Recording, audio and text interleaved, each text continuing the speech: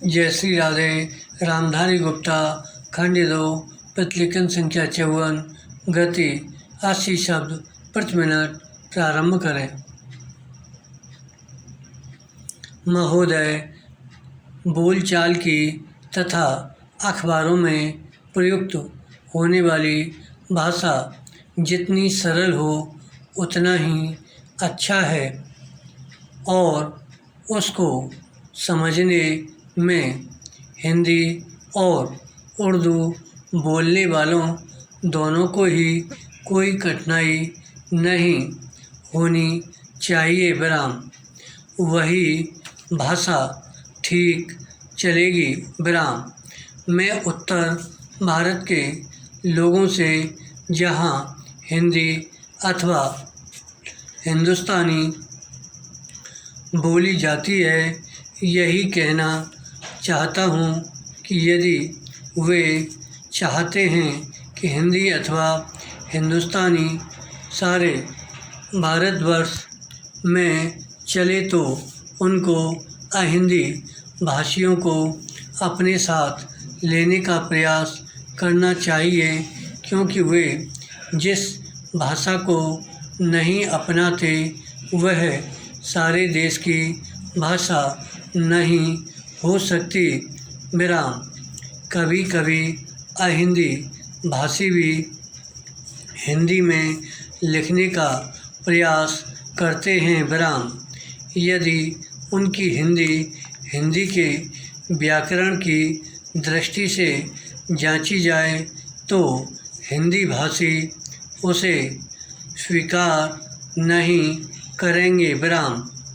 मैं उनसे यह भी कहना चाहता हूँ कि उन्हें यह समझ लेना चाहिए कि केवल हिंदी भाषा में ही नहीं बल्कि उसके व्याकरण में भी इतना हेर फेर करना पड़ेगा कि दूसरी भाषाओं के मुहावरे हिंदी भाषा में खप सकें। विराम।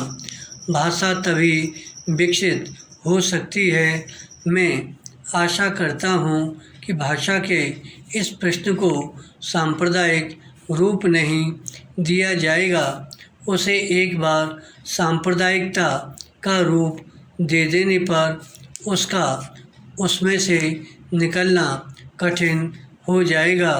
इसलिए आवश्यकता इस बात की है कि हम इस प्रश्न को सांप्रदायिकता से परे केवल एक भाषा के रूप में देखें और भाषा का अर्थ यह है कि अपनी भावनाओं और अपने विचारों को उसी के द्वारा दूसरों तक पहुंचा जा सके। विराम। यदि राष्ट्रभाषा ऐसी भाषा बना दी गई जिसे कुछ ही लोग समझें तो हमारी समस्या हल नहीं हो सकती। विराम। हमें संकीर्ण विचारों से दूर रहना चाहिए। विराम। पैरा। भाषा के संबंध में विचार करते समय किसी एक राज्य की दृष्टि से नहीं बल्कि सारे देश की दृष्टि से विचार करना चाहिए और तभी भाषा को वह रूप प्राप्त होगा जिसका मैंने उल्लेख किया है।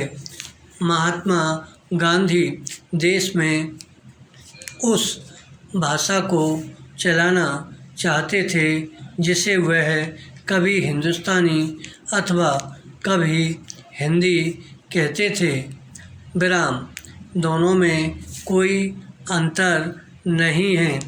यदि ऐसी भाषा को जिसे सभी लोग समझ सकें हम हिंदी कहें या हिंदुस्तानी, उसमें कोई अंतर नहीं। विराम।